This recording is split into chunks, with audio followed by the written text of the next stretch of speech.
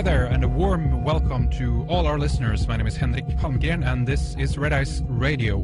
We are going to do a follow-up on the story of the Scottish establishment Pedophilia Ring here today, and talk more about the case of Hollie Greig that you could hear on our program about a week ago from now, when we had Hollie's mother Anne and their spokesperson Robert Green with us when we went into detail of the story. And today we have David Icke joining us, who joins us to connect some of the dots surrounding this and other similar cases around the world, and to share his opinion about this horrifying story that we see unfolding now. And again, if you're struggling and still don't know what we're talking about here so far, I urge you to just go back into our archive, click on our program with Anne Greig and Robert Green to download or stream that 2-hour interview that we did with them. That will get you up to speed about this story and what is going on. There's other interviews out on the web as well that you can tune into, and obviously read a lot about the story online. DavidIcke.com, as you know, is the website. It's revamped. It's got a facelift. It looks good, by the way. Welcome to the program, David. It's good to have you back again. Thanks, Henrik. Yeah, I listened to the 2-hour interview with Anne Greig and Hollie and Mr. Green, Robert Green. And I thought, you know, what solid people they are, what incredibly determined people they are to not be intimidated and crushed by an establishment network that has sought to do just that over many, many years. And, you know, it's kind of interesting. I've seen 3 very distinct periods since I started all this, 20 years ago this month, by the way. And that is the large number of years when people didn't want to know. And then more recently, since 2001, etc., 2003, I've seen more and more people, vast numbers of people, open their minds to what they wouldn't have done before in terms of looking at the world in a different way and seeing it for what it is and not what they're told it is. And I'm just seeing now the cusp of this third stage where that awareness is starting to impact on events. And what's happened over the horrific story of Hollie Greig is that the Scottish establishment, which is in global terms very, very significant, it's not called the Scottish Rite of Freemasonry for no reason. I've been looking at this for a long time, and Scotland is a major, major centre globally for pedophilia and Satanism, not least connecting into some of the old Scottish aristocratic bloodlines. And what we saw when Robert Green, who wants to stand for Parliament on the single issue of the Hollie Greig case and the way that she has described how she was systematically raped, not just by her father, but by members of the Scottish establishment, including a well-known judge, or sheriff as they call them in Scotland.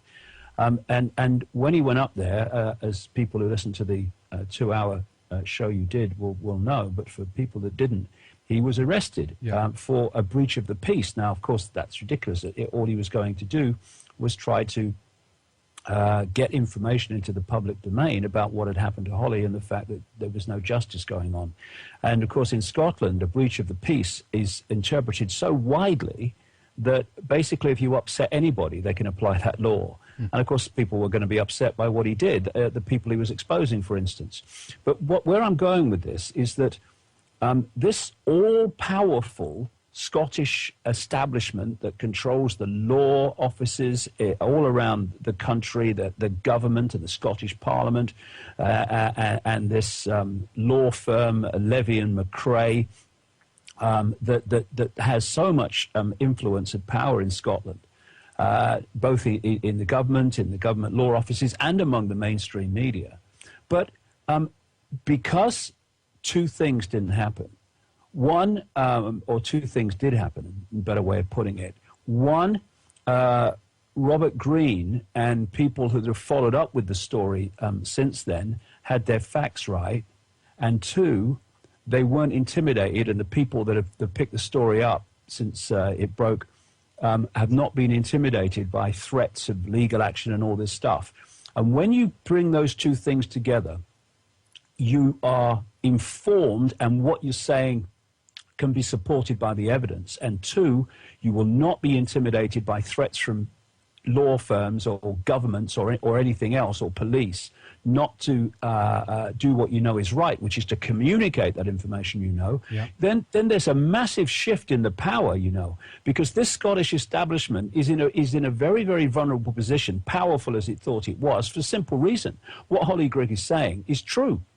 If it wasn't true, then it would be a completely different scenario and dynamic. But because it is, it means that as long as we keep speaking the truth and won't be intimidated, what are they going to do? Where are they going to go with this? And what has happened since they made the major press the panic button error of arresting this guy and bringing it to the surface is that, of course, as you've seen, Henrik, it's going out all over the world now. I mean, we're talking about it in your show here tonight, and of course you did the other day. And it's starting to become a very, very significantly known story that's expanding all the time. And it just shows you, I just really want to get this across to people. Get your facts right. Speak your truth without being intimidated, and there's a dynamic change of where the power lays. And this has been a wonderful example of that, and we need to keep going in that direction with this, because this has the potential, because as we'll discuss today, where it goes and where it connects into, this has the potential to bring down Scottish governments, even British governments, if we can get this out to a wide enough audience. Do you think there was a big mistake then of them, from their point of view, to arrest Robert Greene? And do you think that that's also why some of the reasons why they haven't attacked people on a legal front, because they don't want to actually drag this thing into court, because that's the potential worst thing they could do, maybe? That is the worst thing they can do. And this is why I come back to my point a few minutes ago, Henrik. As long as you get your facts right and what you're saying is true, then, okay, let's go to court. And let's get the whole thing out in the open in a public arena. So they obviously don't want that. But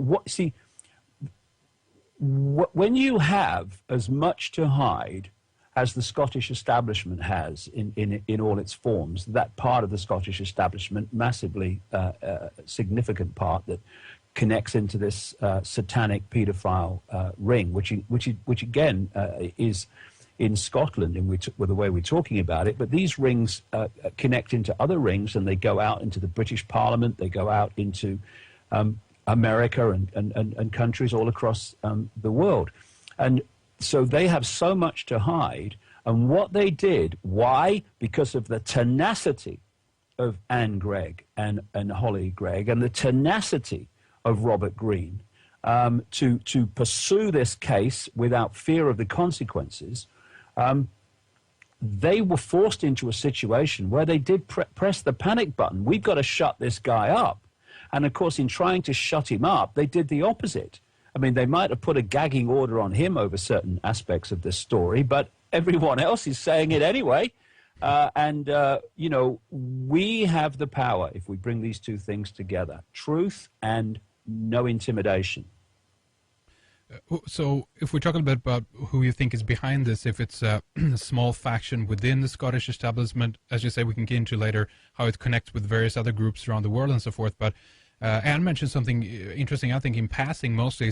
She said that there was a Masonic cover-up, but she didn't really want to go into it further. And Robert didn't either kind of elaborate further on it at this point, at least. They just said, we just think it's a collection of, men that have these atrocities, so to speak, in common, and not to the fact that they are, Masons or whatever. Do you think that is the case, or could the cover-up potentially be by formed or being allowed by an underground network here in some way? Maybe not Masonic necessarily, but some other kind of secret society. What do you think, David?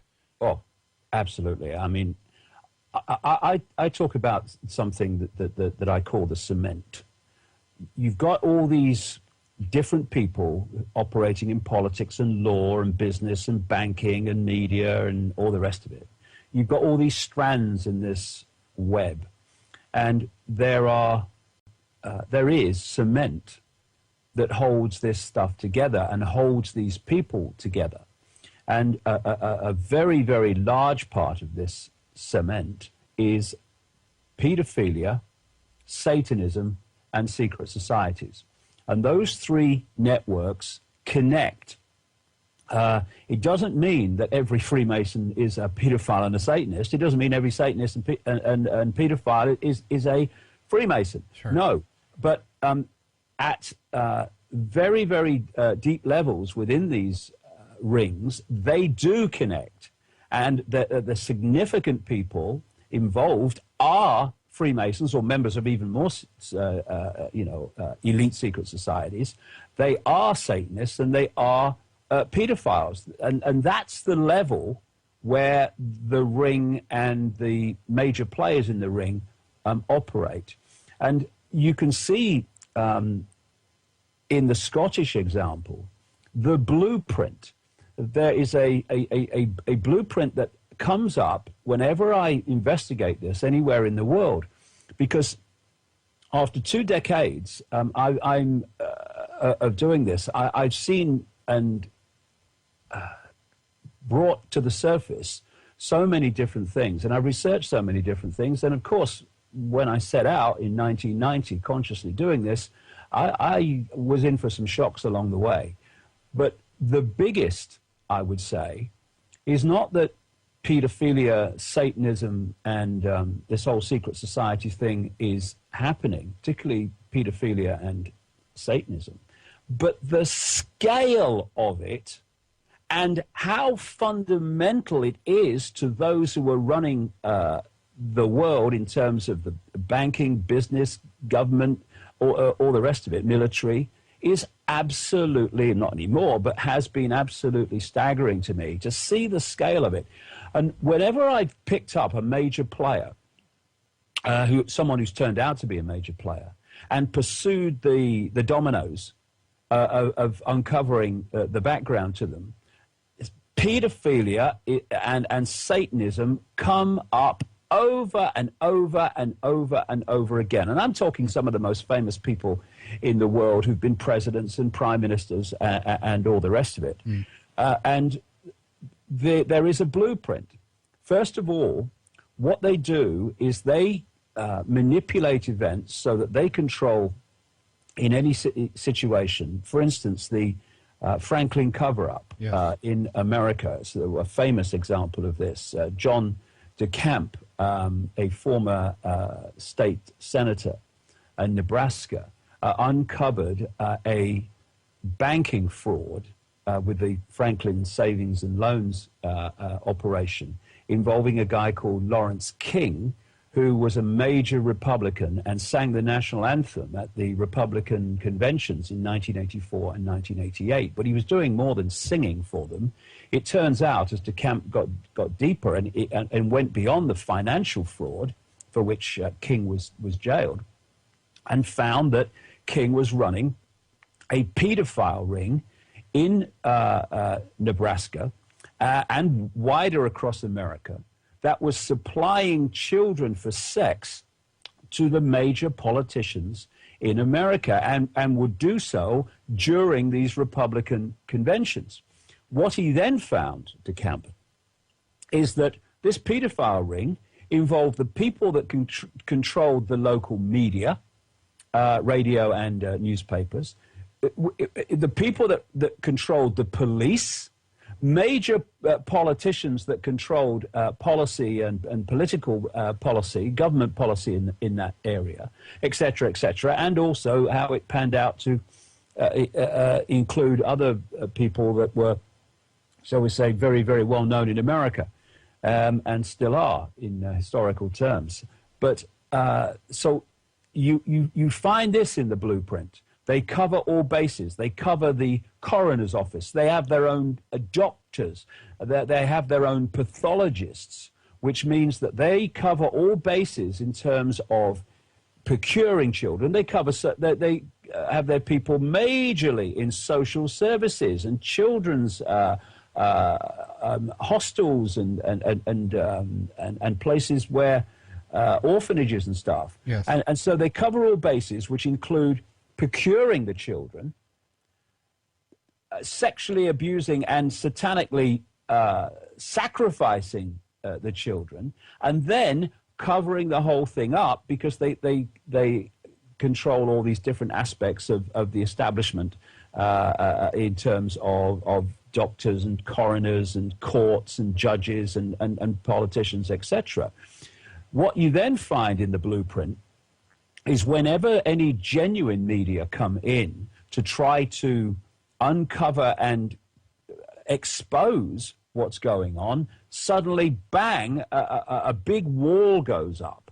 And we saw this with the Franklin cover-up involving Lawrence King, when a Yorkshire television documentary, which Yorkshire Television in Britain, which was supposed to go out on the Discovery Channel, was pulled at the very last minute. Yes. Which and all copies were they were told to be destroyed. Well, at least one wasn't, and you can see it on the internet. So when we take this to the Hollie Greig situation, Henrik, we see exactly the same blueprint, because it's like rings within rings within rings, and you've got the global ring, but and that operates in the same way as all the individual rings in the different countries and regions operate. So with Hollie Greig, you had the people doing it to her were establishment people, including this sheriff that she talks about. Then you have the wall going up, where the procurator fiscal in that region of Grampian, around a city called Aberdeen, a lady called Eilish Angeloni, she refused to pursue the case when she was there, and then she was given the job of being the top law officer in Scotland, the so-called Lord Advocate, and she stopped it at that level as well. You then had the police who in the Grampian region, Aberdeen, who would not investigate the case. And when they were forced into some kind of investigation, they made sure it went nowhere.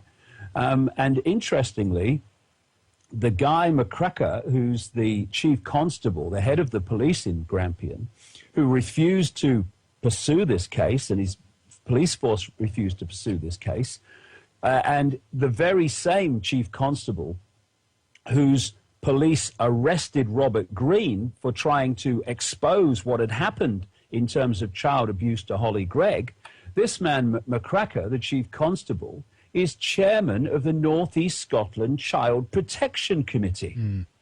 I mean, there would seem to be a massive contradiction there, but when you've investigated this stuff all over the world, you might think, well, maybe there's another explanation. You know, maybe people can work out that there could be another explanation for that apparent contradiction. I've worked it out, and I don't think it's terribly difficult.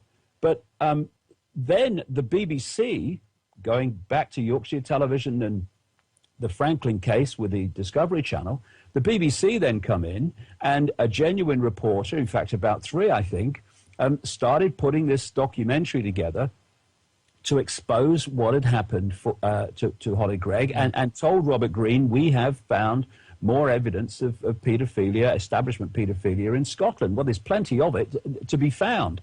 And then what happens? The reporter calls and said, it's all been dropped because we've all been threatened, and if we go any further with it, then we're all going to be sacked.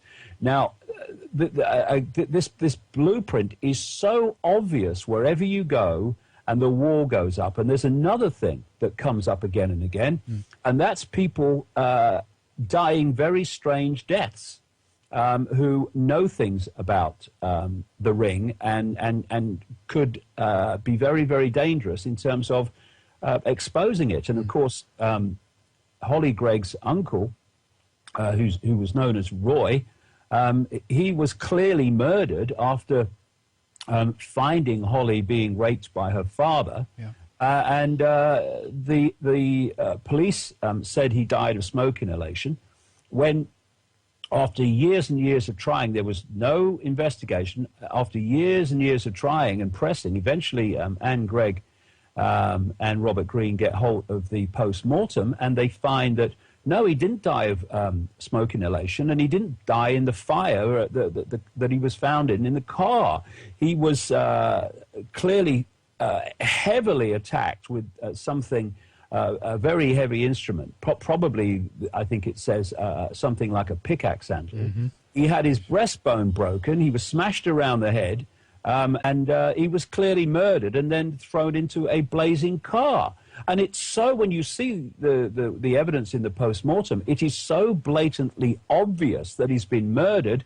The question then comes, why has McRae's police force, McRae's here now, he wasn't here when that happened, I think it was 1997, but why isn't that police force looking at this and seeing it for what it blatantly is? Why? Because there is a massive, massive cover-up going on. And a common theme that I've come up with when I've been going into this story is Edinburgh University, and particularly the law department at Edinburgh University, which keeps coming up. One of the major aspects of this ring in Scotland is that it was involved with Thomas Hamilton. Thomas Hamilton was a Freemasonic pedophile and procurer of children for the elite establishment, politicians, etc., in Scotland, who one day in 1996 walked into Dunblane Primary School with, I think it was 4 guns, and killed 16 children and a teacher. Now, there was an so-called investigation into that, which was clearly a massive cover-up, and it was headed by a man called Lord Cullen. Lord Cullen, he studied law at Edinburgh University Law Department. Now, just after this inquiry had made its cover-up and had closed documents relating to the case for 100 years, what? A man called Lord Burton, a former Grand Master of Scottish Freemasonry, because like I say, they're not all involved in this whole thing, Freemasons. There's a lot of people in Freemasonry, the vast majority, I would say, have no idea this is going on. Anyway, Lord Burton came out in a national newspaper and said that there was a massive cover-up going on involving the suppression of information about Thomas Hamilton and what really happened in the Dunblane killings, and who Hamilton was connected to. And Lord Burton said it involves a elite, what was described as a super Masonic group called the Speculative Society, which was based at Edinburgh University Law Department.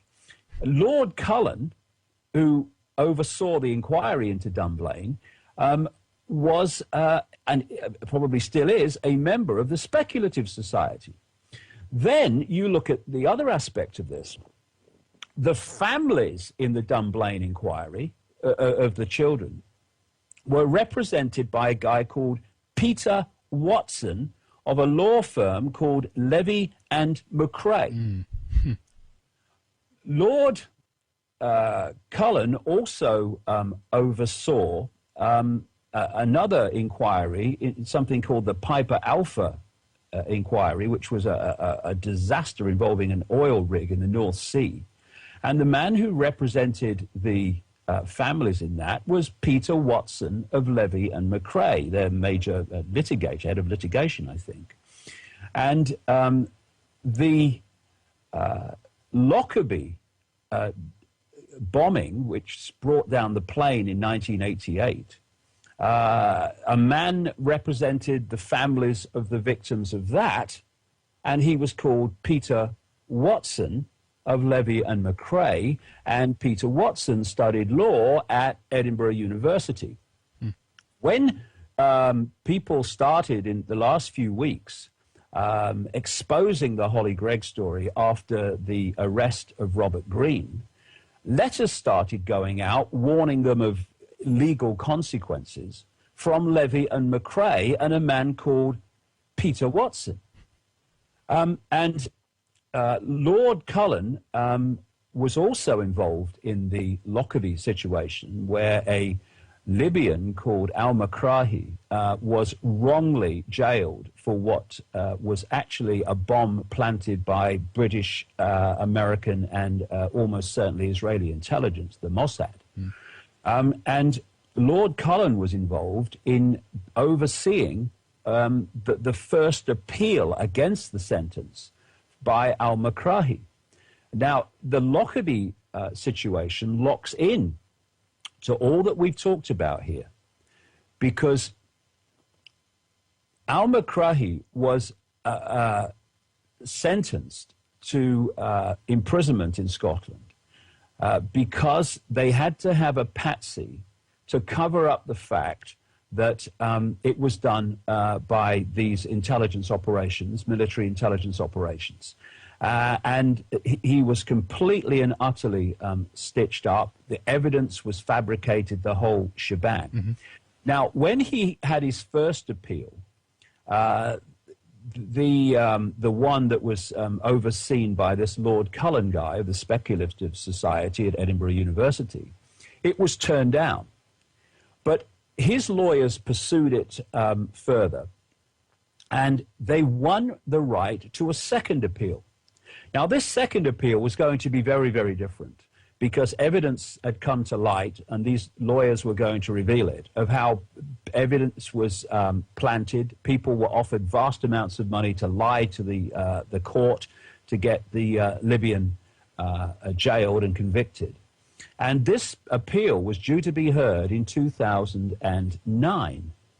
Suddenly, you'll remember this, many people listening to this program will remember this, it's announced that this al-McRae is going to be released on compassionate grounds because he has weeks to live, because I think it was prostate cancer.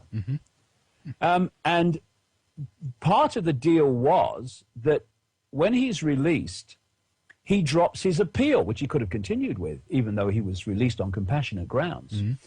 Al-McRae is still alive as we speak, and he was released in August, I think it was August 2009, with weeks to live, quote. And the man who decided to release him was a man called Kenny MacAskill, the Justice Minister in Scotland, of the Scottish government, and I put justice in quotes there because it's purely coincidental. And Kenny MacAskill is a former lawyer with Levy and McRae, an associate of Peter Watson, who is also refusing to deal with the Hollie Greig case. And according to some reports, his reaction to this stuff coming out through the internet of the Hollie Greig abuse and the wider story was to add additions to legislation currently passing through the Scottish Parliament, kind of under the guise of stopping stalking of people on the internet. And it's clearly designed to stop information being and people being exposed on the internet when the authorities refuse to investigate a case. And so what you had, if you remember, you had Barack Obama coming out at the time that al-McRae was released, saying this is outrageous, the Scottish government have made a mistake. Was it the best part of 200 Americans were killed in Lockerbie? It was all nonsense. It was all for public consumption. It was all designed to get the guy out of jail, out of Scotland, on the agreement that he wouldn't pursue his appeal, which was going to demolish the official story of Lockerbie. So you see all these things coming together. And this is how these rings operate, Henrik. They appear on the surface to be one thing, like they're into Satanism or they're into pedophilia or whatever, but it pans out to fundamentally influence and affect everyday society and the government of countries. It's absolutely shocking, and these connections are so obvious, and I'm also thinking back to, because you mentioned before other cases as well. I'm thinking about the Jersey child abuse investigation in 2008 at the youth hostel there. Do you think it connects with that as well? Oh, yes. I mean, again, Henrik, Jersey, blueprint. Yeah. It comes out, the man who picked up the case, the policeman, who appears to have been a genuine man and wanted to uncover it, he found himself stopped at every turn. He was then subjected to tremendous pressure and attempts to discredit him and undermine the investigation. In fact, he eventually was taken off the case. The media would not cover it as it should have been covered, and then eventually it's all, covered up. Then you go to Belgium and the pedophile murder satanic ring there that came to light. The Dutroux, Mark Dutroux?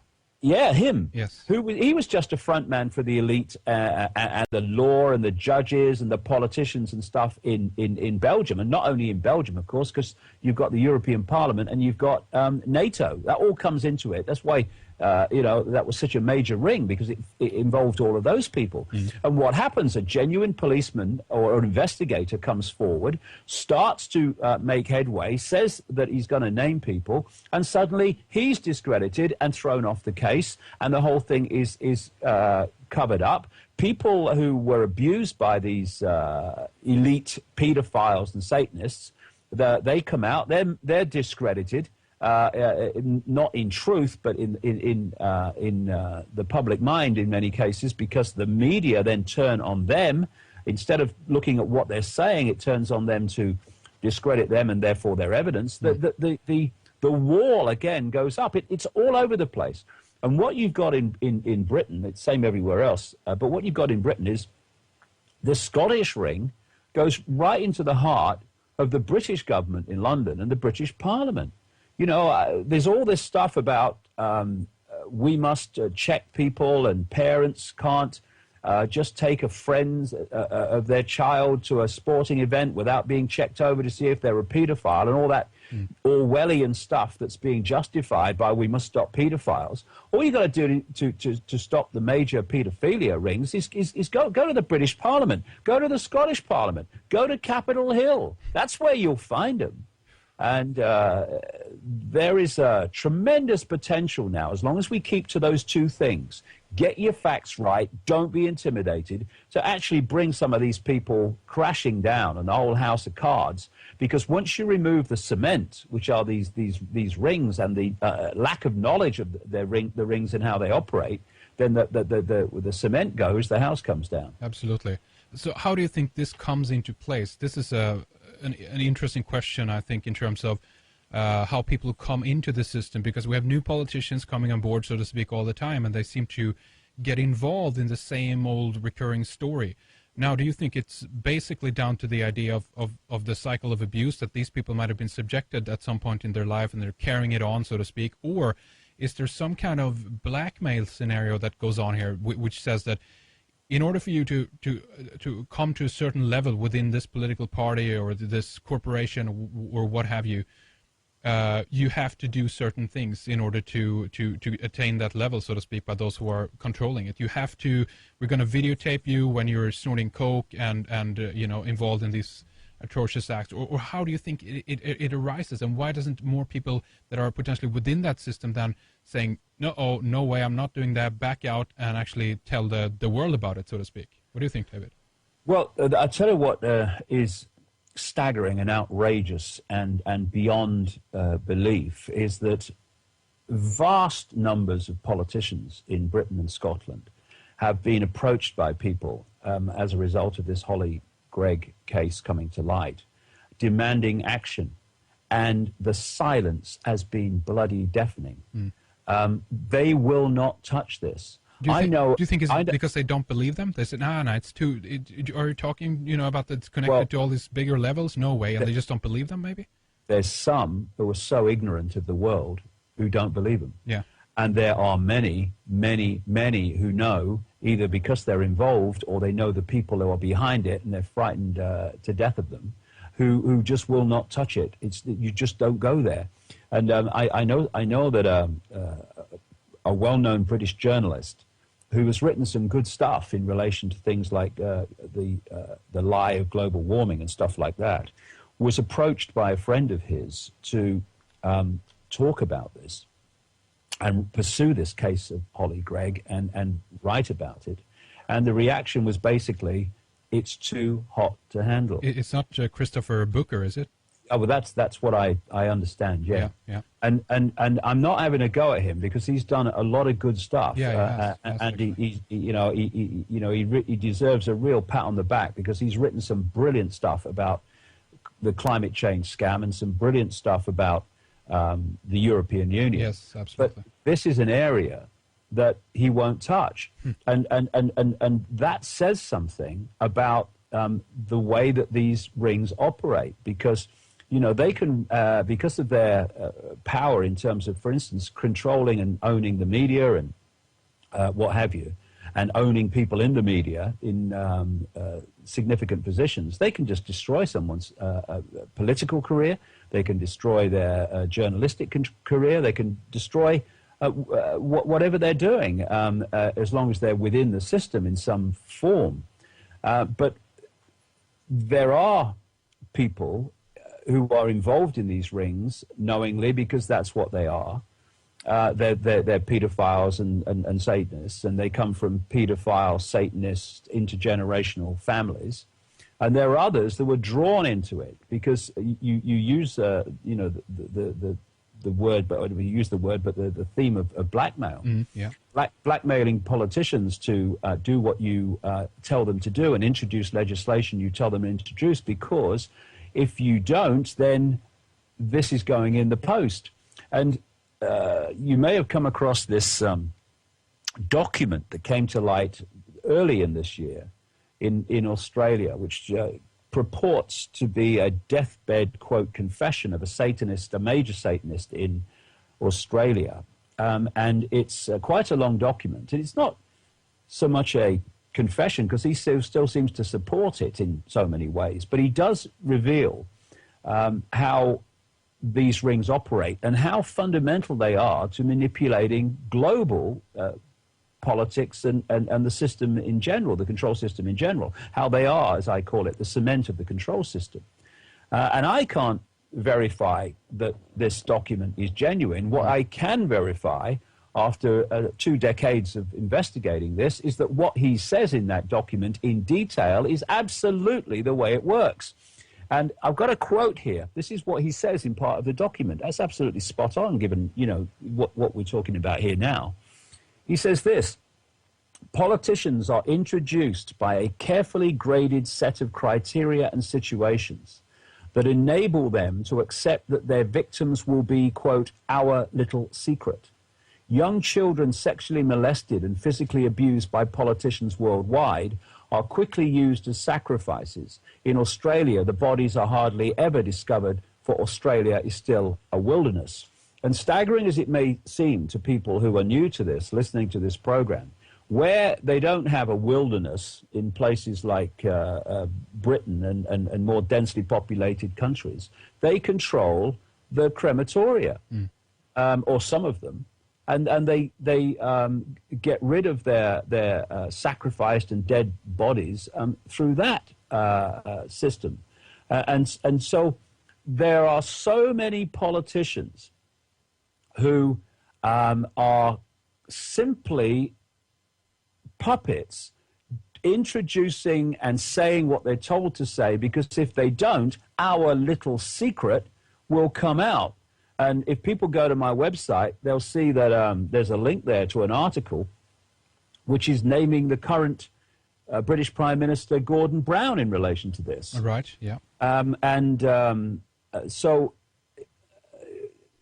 when I've, like I said earlier, investigated these people, invariably Satanism and child abuse will come out in at least most of them. I mean, I've been naming a guy since 1998. He's dead now, but he was alive for a long, long time after I started naming him, called Ted Heath. Yes. Ted Heath was the Prime Minister of Britain from 70 to 74, and the man who signed us into the fly trap called the European Union, the EEC as it was then. And I was coming across child victims of him all those years ago, 1998 and before. And I named him in a book called The Biggest Secret. And when it came out, a journalist called him and said, this guy, Icke, is calling you a child killer and child abuser. And all he said was, I think Icke must be crazy, or Icke must be mad. And that was the end of it. Why? Because it was true. And in more recent times, I've come across other people who've given me even more detail about that guy. I've been naming Father George Bush since about 96 as a serial pedophile and child killer. I've talked on American radio about it. I've written it in book after book after book after book. I've got it on my website in an article called Pedophilia and Satanism, the Fabric of the Web.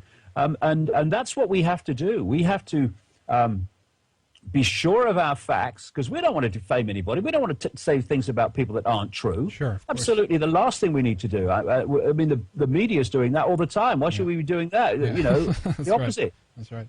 But when we're sure of our facts, we need to start speaking out here and naming these people without fear of the consequences. Because the consequences of not exposing these people are that more and more and more children are going to be abused, like Hollie Greig. They're going to be sacrificed. They're going to be tortured. They're going to go through the horrific treatment that they go through. And enough is enough. We're not having it anymore. Yeah. I've had a belly full of these people doing this to these kids all over the world, and we've got to get our backsides disconnected from the sofa and start running at this. Absolutely, couldn't agree more. And by the way, for those who are not familiar with the Nebraska story, John DeCamp, the cover-up that you mentioned before, David, basically just go to Google Video or Google and type in "Conspiracy of Silence," and you have the documentary right there. It's about an hour long. It's really good, and it details this story and this case in detail, as it were. But David, I want to ask you a little bit about something that seems to be the discussion. If you read some of the comments on the show that we did then with Robert and Anne, and Right. and they say a little bit, alluding to just basically that these monsters who are doing these atrocities aren't human monsters. It goes beyond that. What do you think? What do you make of that, David? 100%.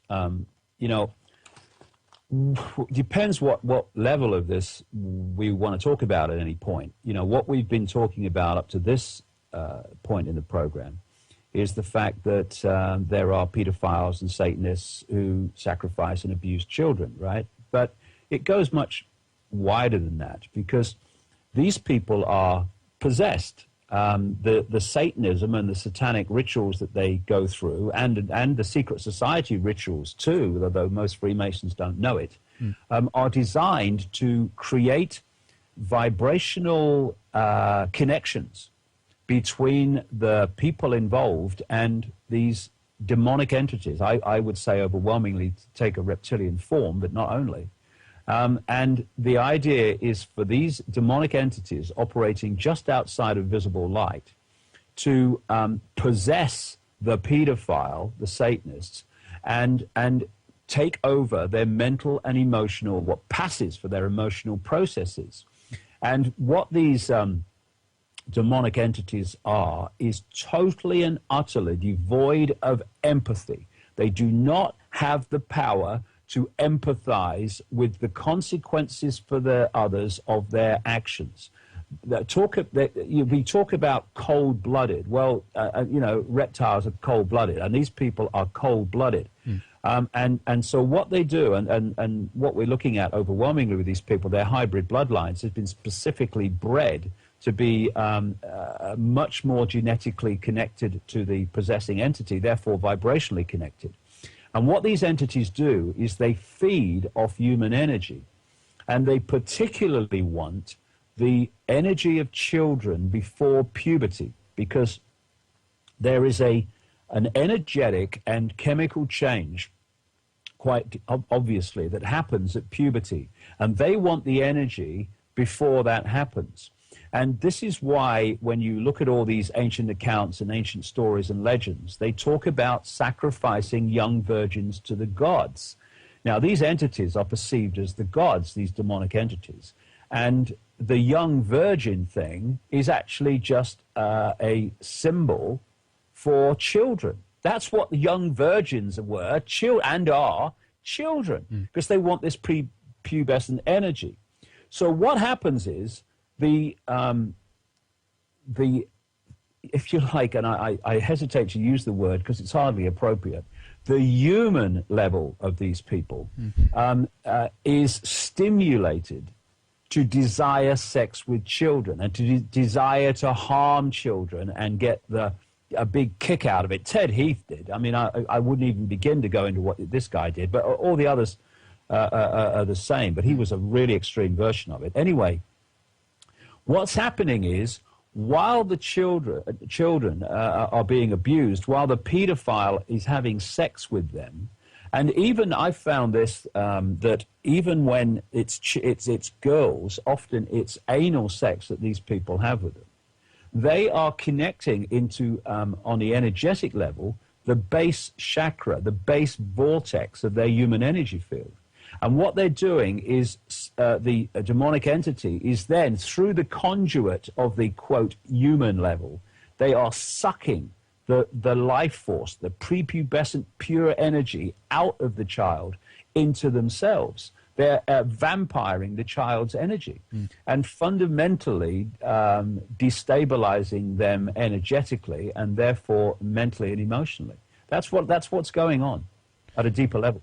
Do you think that it means that all people who are involved, if we specifically talk about the Hollie case again, have these non-human traits, or do you think that some people of these in these scenarios are human as well, but they just might be attracted to the, who knows, the power? There could even be drugs involved there, or who knows how the setting is, so to speak, there. But generally, do you think it's all non-human, or is it a potential mix, so to speak, here we're looking at? Well, I think when you're dealing in all possibility, then it's never only one thing.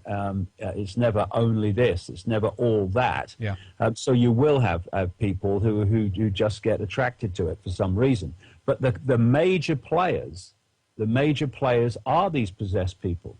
And what do you need, Henrik, to abuse a child, to rape a Down syndrome girl like Hollie Greig, to rape little children and frighten them to death, to torture them and get a kick out of it? What do you need? You need an absolutely deleted ability to empathize. You have no power, connection to feel what you're doing to someone else. You're just completely and utterly cold. Now, this starts to explain other things, from a wider point of view. This is how it's possible for these people, like Blair and Bush, to send the boys in to pepper bomb Baghdad from the sky, to use depleted uranium in the weapons that create horrific birth defects that take the breath away when you see them in Iraq now. That lead to millions of people being either killed or maimed or having their lives destroyed forever in this life anyway. This is the mentality. These are the possessed people that are pepper bombing the Gaza Strip, using phosphorus weapons that burn people alive. These are the people orchestrating 9/11. So that 3,000 people die to justify killing even more in Iraq and Afghanistan. This is the mentality. And, I've been saying for years to people, do not, please, if you want to know what's going on, do not judge what these people would do by what you would do, because they're not like you. Right. You say they'd never do that. No, you would never do that. They do, and they do it all the time. So because they have this lack of empathy in any way, shape, or form, they can orchestrate the world to cause mayhem. They want to cause mayhem. That's the aim. They want to cause suffering. They want to cause suffering in the child and the children that they abuse and sacrifice and torture, because they get a kick out of it. They want mayhem in the world in general by manipulating the banking and economic system and wars and suffering of various kinds. They want that because they get a collective kick out of that. They want the mayhem. It's not a mistake. Oh, look what they've done now. How silly. Look what's happened now. They wanted it to happen. And by understanding the mentality that we're dealing with, sheer, bloody, unadulterated evil, which appropriately is life, written backwards, that's what we're dealing with. That's why we have the world that we have today. And that's why we've got to grow up, wake up, get the bum off the sofa, get the I'm just little me, what can I do, out of your bloody mind, and let's start sorting this, because we've got to grow up and be adult and start to address this, because the consequences of not doing so in the not too distant future will be potentially horrific if we don't. But people are beginning to, and that's magnificent news. Absolutely, and hopefully there are a lot of people joining in both Hollie, Anne and Robert as well. I know that they have a lot of events coming up, primarily now around UK, but it seems to me then that these cases are blooming up, so to speak, in various parts of the world at different times. It's almost like there is always one place in the world where it's currently being a little bit exposed, if you know what I mean. It's been in Portugal before, in Belgium, as you mentioned before. It's been up here in Sweden back in the 70s. It's bloomed up a year or so ago. It's been in Mexico, if I didn't mention that before. America, obviously, as you say. But it never takes root, so to speak. It never really blooms, and the major connections are made. They're made by people like you, of course, and people who are following your work, and other researchers who can figure this stuff out. But the trick here, so to speak, the difficult part, what we're faced with, is to get the dots connected for the people who are also coming to it for just running across this in the alternative media, or eventually, hopefully, down the road in the regular media as well. And begin to connect all these dots, because that's essential as well in this place, because otherwise it's just another little incident that just, oh shit, that was not good, happened up in Scotland, but I guess it's over now, and then we're back to sleep again, and that's the danger here, David. Yes, it is, and that's why we've got to keep shouting loudly about this case. We've got to pursue justice for Hollie Greig and her wonderful, wonderful mother, Anne. I've never met them, but I've heard them on the radio and stuff, and I've never met Robert Greene. I keep meaning to have a chat with him. I'll do it shortly. But they are such wonderfully committed, genuine, solid people that we need to give them all the support that we can.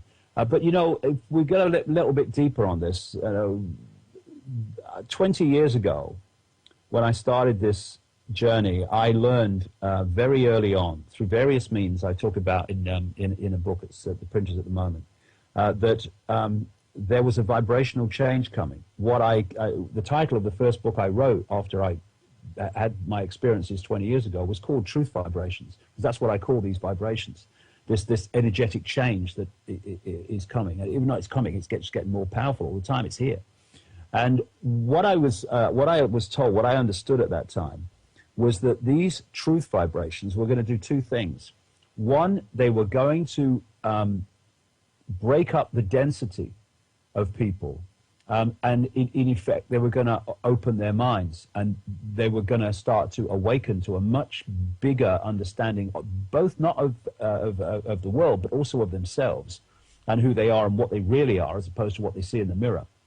And the other thing that these truth vibrations were going to do, I was told then, is to bring to the surface all that's remained hidden. Now, 20 years ago, there was no evidence or sign of this whatsoever. But look now, Henrik. Look around the world now. There is an awakening going on. People are now in very, very large and increasingly large numbers looking at the world and themselves in a completely different light. And what has happened as this 20 years has unfolded? All that's remained hidden is coming to the surface. And that's really, really bad news for these people, because there is an energetic flow now, which they are trying to suppress, but they can't. They can't do it. And in the next few years, revelations of extraordinary kinds, both in relations to physics, the nature of reality, and what these people have been doing, are going to come to light more and more and more. And I've understood something in the last few years, which is so bloody obvious to me now.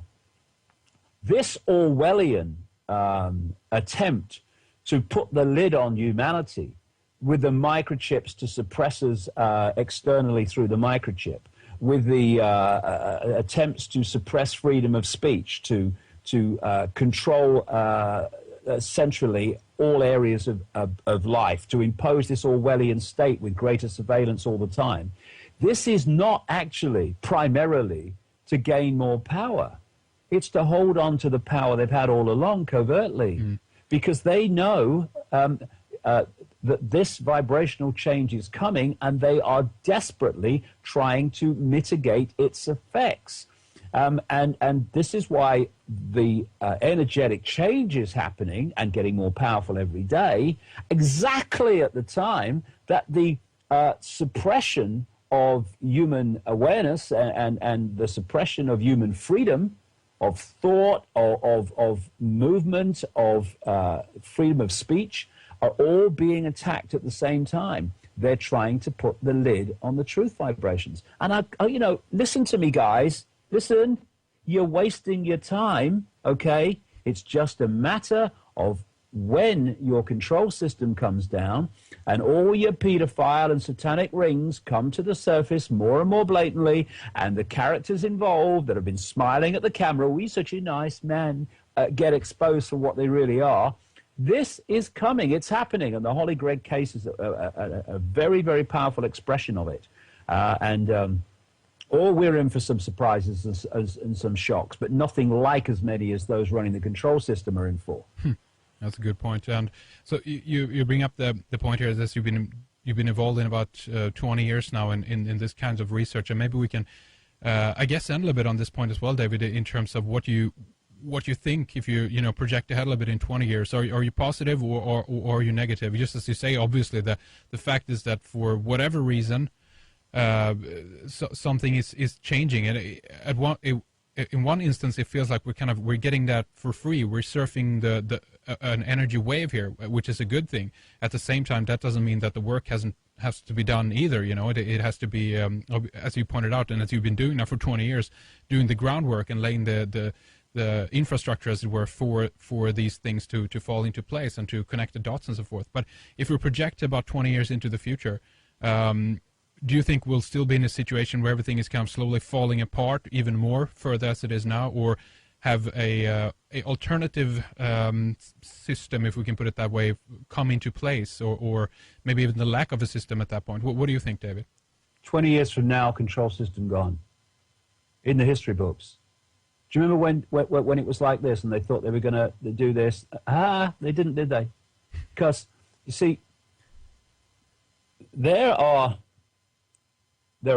some people that think that the control system is all-powerful, and those running it are all-powerful, and those behind it who are of a non-human type are all-powerful. No, they're not. Yep. They're stupid. They're idiots. I mean, and they're frightened idiots as well, because anyone that wants to control to the scale that they want to control is suffering from massive extreme insecurity. And these people are. They're frightened. That's why when you run at them, like the Scottish bloody paedophile satanic ring, I mean, they scatter. They don't know what to do. Oh, my God, I want me mum. Yeah. And so they're not as powerful as they think they are, yeah. And they're not as powerful as so many people think they are. How they control humanity is this. They themselves are in a box, quite a small one actually, because of their state of being. I want to control and all the rest of it. You're in a very small vibrational box of awareness, consciousness when you're in that mode. Really conscious people don't want to control anybody. So how have they controlled humanity? By putting humanity in a smaller box than they're in. And the bit in their bigger box that humanity doesn't have is an understanding of how reality works and how we interact with it, and quite a bit of technological know-how that allows manipulation to go on with technology that the population in general thinks is impossible. It's not impossible. It exists. It's just that you don't see it in the public arena. But when the humanity opens to the true magnitude of who we are, and that means breaking out of the programming, which is keeping us from that understanding and that potential, then we are in a bigger box than the control system's in. And eventually, if you open your mind to consciousness, to to the extent that I'm talking about, you're not in a box at all. And then the control system comes down, because the control system is actually, I go into it in the new book, and it's 700 pages long nearly, so you can see that there are a lot of dots to connect before you can really put this together. But in the simplest terms, it's a construct. It's like someone's hacked in to the internet. It's like China, where people in China can't access through their computer system vast chunks of the internet that the rest of the world can, because they've been firewalled off. Humanity's been systematically firewalled off, and it's been done vibrationally and digitally. And when that is broken, and it's going to be broken, are you listening, control system? It is going to be broken. It's going to be like Sleeping Beauty waking up, because people in large, vast numbers are going to go, what's just happened? Where am I? What's gone on? What's been happening? Because the hack on the human collective mind is going to be unpicked. The lock's going to be unpicked. And we're going to go for a while as if the control system is moving on and it's unstoppable. However extreme it gets in the next few years, it ain't going to prevail. And at the same time, this process is going to go on of unpicking this lock, and it's not to do with protesting in the streets and all that stuff. This is just the way that it plays out. It's actually about very, very, very deep understanding of the true, not illusory, the true physics of what holds this reality and this hack together. And it's going to come down, and our children and grandchildren are not going to live in an Orwellian state. Quite the opposite. It's going to seem like that for a few years, but not too many years, by the way. But then it's going to become very clear that the system's coming down. And you rightly point out, Henrik, that it's not just about, oh, that David Icke says it's all coming down, so I'm going down the pub. No. These truth vibrations are a level of consciousness, a level of awareness, a greater level of awareness than we've had access to up to this point. But that awareness has to play out in this holographic world, this so-called physical world. It has to impact upon it. It has to play out. So it's not about going down the pub and saying, oh, it's all good. No, we are vehicles for expressing this new consciousness in what we call physical events. So the two are connected. And anyone who is truly awakening and accessing this emerging new awareness, the last thing they want to do is run away from this and go down the pub or ignore it or say they've got no power. Anyone who says that is not tuning into this change. They're not. They're still in mind. They're still in I can't. They're still in I can't be bothered. And so the real changes of this society, this global society, we're going to bring the control system down, are those who are awakened to the point where they're tuning into this vibrational change, this information change, this awareness change, and expressing it out into the physical world as physical change. Absolutely, and I couldn't agree more with you. It's not about escapism. It's about looking at things for what they really are, and that's true. Kind of, exposing someone, something, so to speak. In that sense, it's really about looking something for what it is, and not escape from the fact, so to speak. And I think it's very. Come on, let's go. Exactly. My new book actually is called "Human Race, Get Off Your Knees," and the subtitle is "The Lion Sleeps No More." And the lion within us, the symbolic lion that don't mess with me, don't try to herd me, don't try to tell me what to think and what to do, because I'm not having it. And don't try to intimidate me. You know, the lion within is not going to be intimidated by Peter bloody Watson sending his bloody threats out. and intimidation of these are the consequences if you don't do what the control system says. Yeah. Stick it, mate. Stick it. The lion within won't stand for that. And the lion within has to be the lion without. And it's starting to happen, but nothing like it's going to happen in the next few years. Come on, let's go. Enough. I've had a bellyful. It's our world. Let's take it back. Yeah, I totally agree, David. Let's dig out the dirt and throw away what stinks. I mean, we don't need it anymore. The time of useless suffering is over in that sense. We don't need that anymore. I couldn't agree more with you. Obviously, davidicke.com is the website to not only find out more information about the new book, and we'd love to have you back, David, at some point and go into the nitty-gritty, some of the aspects of your new book, of course, that we didn't have time to talk about today. Some of them are quite interesting. I mean, yes, some people will find that quite, he said what? But new stuff. Yeah, I'd love to do that, Henrik, maybe in April time. Absolutely. Let's have you back, David, and talk about the new book then. And in the meantime, for all of you guys who want to either pre-order, read more about it, again, davidicke.com is the website. Keep up the great work, David. Let's dig out what stinks. And you too, Henrik. You do a great job, mate. You too. Thanks, David. We'll talk more later. Cheers, Henrik. See you, mate. Bye-bye. Bye.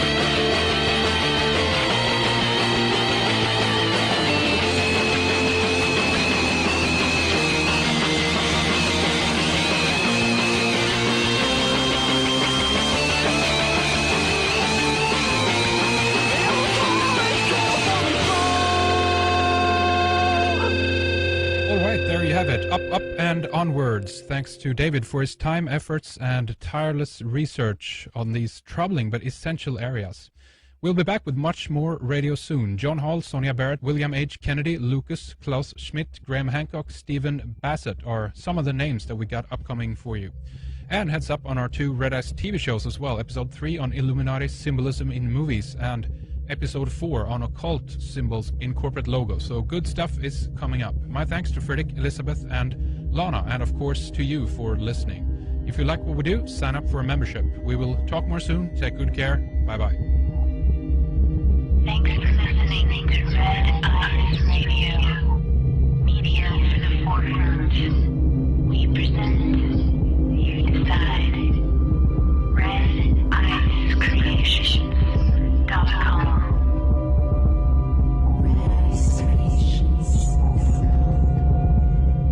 Do you know about our YouTube channel?